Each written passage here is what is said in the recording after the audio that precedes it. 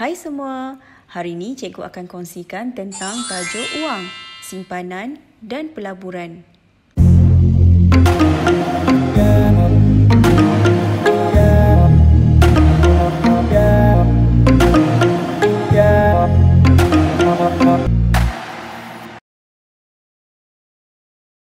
Simpanan dan pelaburan. Cikgu akan berikan maksud simpanan. Simpanan bermaksud wang yang disimpan di sesuatu tempat ataupun wang yang dimasukkan ke dalam bank dan kita hanya gunakan wang tersebut apabila perlu sahaja. Pelaburan pula bermaksud wang yang kita ada digunakan untuk perniagaan tertentu yang akan memberikan pulangan ataupun keuntungan ataupun dividen atau bonus pada masa hadapan.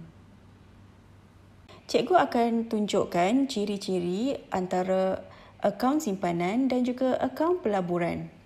Dalam akaun simpanan, wang boleh disimpan atau dimasukkan. Wang juga boleh dikeluarkan pada bila-bila masa sahaja. Wang permulaan bagi akaun simpanan adalah rendah. Akaun simpanan mendapat faedah. Dan kadar faedah bagi akaun simpanan adalah antara 1% hingga 2% setahun. Jika wang boleh dikeluarkan pada bila-bila masa sahaja di akaun simpanan, tetapi di akaun pelaburan, wang tidak boleh dikeluarkan pada bila-bila masa kerana ada tempoh matang. Wang permulaan bagi akaun simpanan adalah rendah, tetapi wang permulaan bagi akaun pelaburan bergantung kepada jenis pelaburan. Jika akaun simpanan mendapat faedah, akaun pelaburan pula diberikan sebagai dividen atau bonus.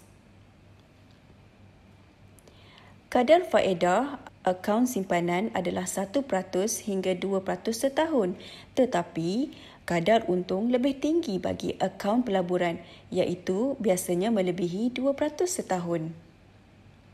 Baiklah, cikgu harap awak boleh nampak perbezaan antara akaun simpanan dan juga akaun pelaburan. Sekarang, cikgu akan terangkan pula tentang faedah mudah dan faedah kompaun. Faedah mudah ialah sejumlah wang yang diterima setelah seseorang menyimpan wang di bank dalam tempoh tertentu, contohnya 1 tahun. Faedah kompaun pula ialah faedah yang diterima daripada wang simpanan dan faedah yang terkumpul setiap tahun, contohnya pada tahun kedua, tahun ketiga dan tahun seterusnya. Baiklah, cikgu akan tunjukkan dengan lebih jelas lagi apakah yang dimaksudkan dengan faedah mudah dan faedah kompaun. Cikgu beri satu situasi. Auni menyimpan RM1,000 ke dalam bank. Bank memberikan kadar faedah sebanyak 2% setahun. Kita akan lihat dengan lebih jelas lagi faedah mudah dan faedah kompaun jika kita buat dalam bentuk jadual seperti ini.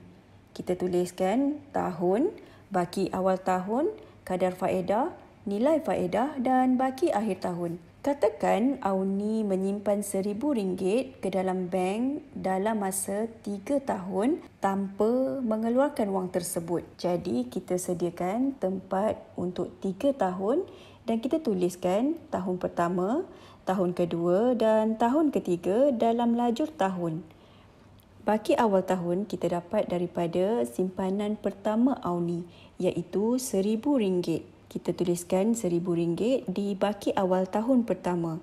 Kemudian kita lihat bank memberikan kadar faedah sebanyak 2% setahun. Jadi kadar faedah untuk tahun pertama ialah 2%. Nilai faedahnya didapati daripada kadar faedah daripada baki awal tahun. Setelah kita membuat pengiraan, nilai faedahnya ialah RM20. Baki akhir tahun pertama diperoleh daripada baki awal tahun iaitu RM1,000 ditambahkan dengan nilai faedah iaitu RM20. Dan bakinya ialah RM1,020. Baki akhir tahun pertama adalah sama nilai dengan baki awal tahun kedua iaitu RM1,020. Kemudian untuk kadar faedah tahun kedua adalah sama iaitu 2% setahun. Nilai faedahnya ialah RM20.40. Kita dapati nilai faedah ini daripada kadar faedah darab dengan baki awal tahun. Kemudian baki akhir tahun kedua kita dapati daripada baki awal tahun kedua ditambahkan dengan nilai faedah tahun kedua iaitu RM1,020 tambah dengan RM20.40. Baki untuk akhir tahun kedua ialah RM1,040.40 dan nilai ini adalah sama untuk baki awal tahun ketiga iaitu RM1,040.40. Kadar faedah bagi tahun ketiga adalah sama iaitu 2% dan nilai faedah yang kita perolehi ialah RM20.81. Baki akhir tahun ketiga yang diperoleh Auni ialah RM1,040.40 ditambah dengan nilai faedah iaitu RM20.81. Jawapannya ialah RM1,061.21. Baiklah, untuk kita kenal pasti yang mana satu faedah mudah dan yang mana satu faedah compound, kita lihat di bahagian nilai faedah. Nilai faedah untuk tahun pertama ialah RM20. Nilai faedah untuk tahun pertama ini dikenali sebagai faedah mudah. Nilai faedah untuk tahun kedua dan tahun ketiga iaitu RM20.40 dan RM20.81 adalah faedah compound. Ianya adalah faedah compound kerana nilai faedah ini adalah nilai faedah yang terkumpul setiap tahun. Cikgu harap awak boleh faham tentang faedah mudah dan faedah compound. Untuk memantapkan lagi kefahaman kamu tentang faedah mudah, faedah compound, simpanan dan pelaburan, jom kita nyanyi. Lagu ni cikgu dapat daripada buku teks kamu.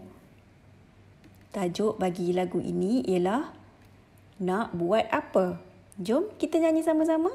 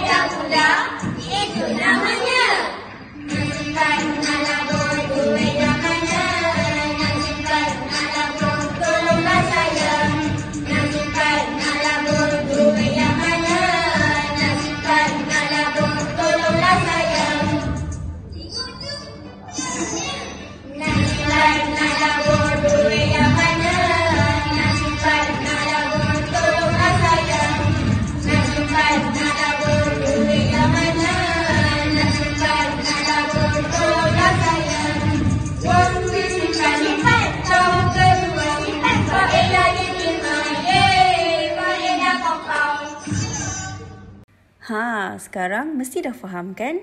Simpanan, pelaburan, faedah mudah dan faedah compound. Jom kita uji kefahaman kamu. Soalan 1. Padankan perkataan dengan maksudnya. Simpanan, pelaburan, faedah mudah dan faedah compound. Dan ini pula adalah maksudnya. Kita lihat maksud yang pertama. Wang yang digunakan untuk perniagaan tertentu yang memberikan keuntungan. Apakah perkataan yang sesuai dengan maksud ni? Wang yang digunakan untuk perniagaan tertentu yang memberikan keuntungan. Antara simpanan, pelaburan, Faedah mudah atau faedah kompaun? Betul, pelaburan. Baiklah, sekarang kita lihat maksud yang kedua. Faedah yang diterima daripada wang simpanan dan faedah yang terkumpul setiap tahun.